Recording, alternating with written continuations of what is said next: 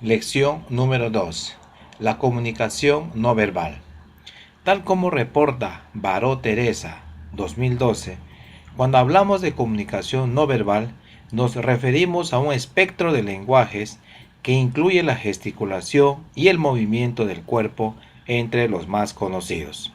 En muchos casos, se utilizan como sinónimos los términos comunicación no verbal y lenguaje corporal.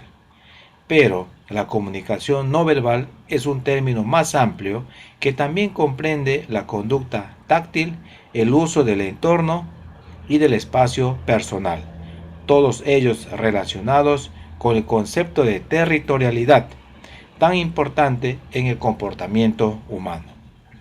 También el papel de nuestro aspecto en las relaciones es un tema que afecta a la comunicación no verbal, pues a través de él informamos al mundo de nuestra personalidad, aspiraciones, origen, profesión o actitud.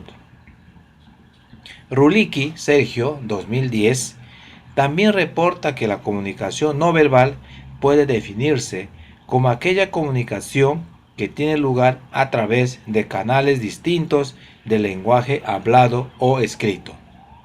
Los significados de las expresiones del rostro, de los ademanes y de las posturas son parte de la comunicación no verbal, así como los significados de las miradas y las formas en las que se establece contacto físico.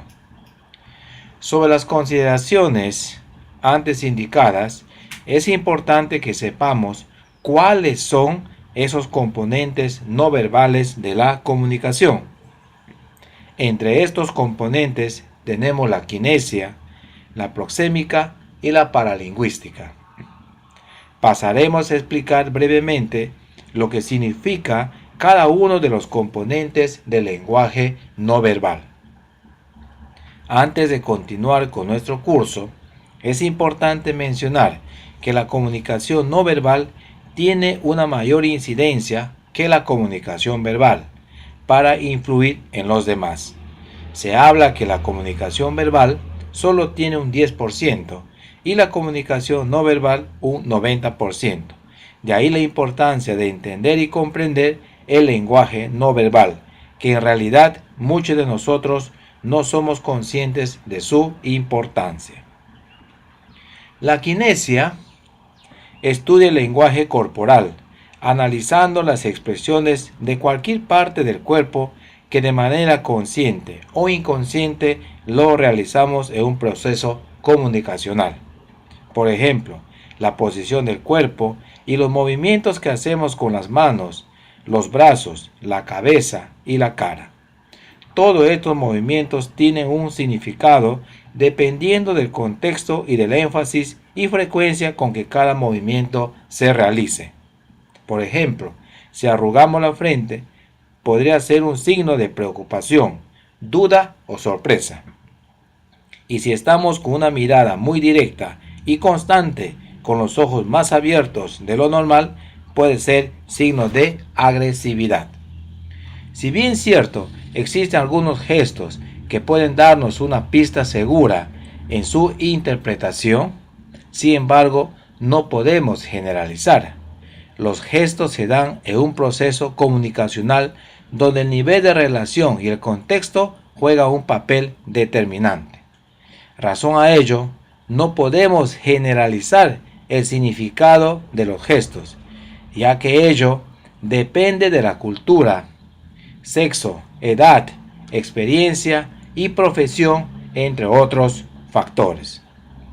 Razón a ello, también decimos que es muy importante que la comunicación interpersonal se cimente sobre las relaciones, pues es sabido que cuanto más conozcamos la conducta de nuestro interlocutor, que está relacionado con su cultura, sabremos interpretar con mayor certeza el motivo de tal o cual gesto que muestre, de manera consciente o inconsciente en los procesos comunicacionales que llevemos a cabo.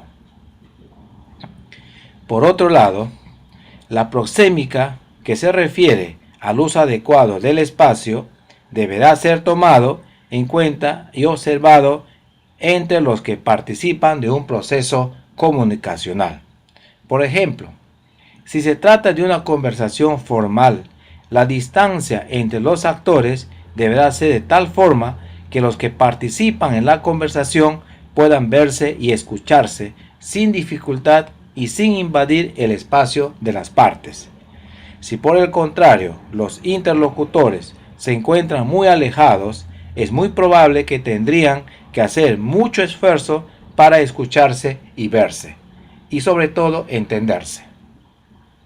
Por lo general, cuando se trata temas personales en un proceso comunicacional, las distancias se acortan, existe mayor confianza y complicidad entre los actores, generando a la vez mayor privacidad, ya que cuanto mayor es la proximidad y la confianza, hace incluso que se baje la voz.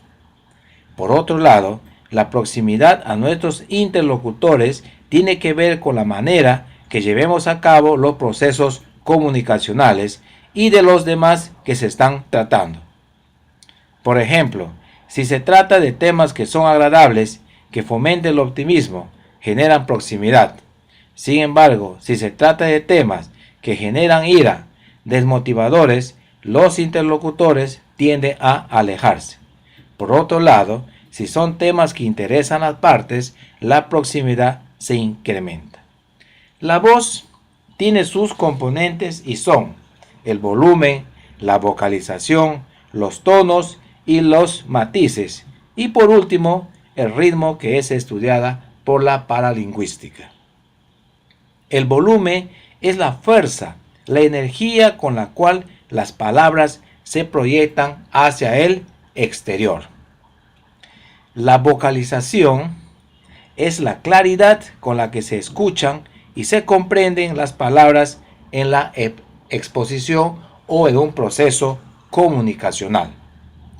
Los tonos y los matices son los toques de emoción que acompañan a las palabras. Constituyen la esencia de la música en el habla, el subtexto emocional de todo aquello que se dice. El ritmo es la velocidad y la cadencia con la que se dice un texto. Hay un proverbio chino que dice que si tus palabras son más hermosas que el silencio, habla, procede y establece un buen proceso comunicacional. El lenguaje corporal cultural tiene su significado y son diferentes dependiendo de cada cultura, de cada país. Es importante tener en cuenta ello, pues de lo contrario podríamos estar dando un mensaje erróneo sin darnos cuenta y sin desearlo. En los procesos comunicativos interviene el lenguaje, el cuerpo y las emociones. Es decir, existe una coherencia de estos componentes o elementos que intervienen en dichos procesos. El lenguaje verbal no solo es descriptivo, también es generativo de acciones.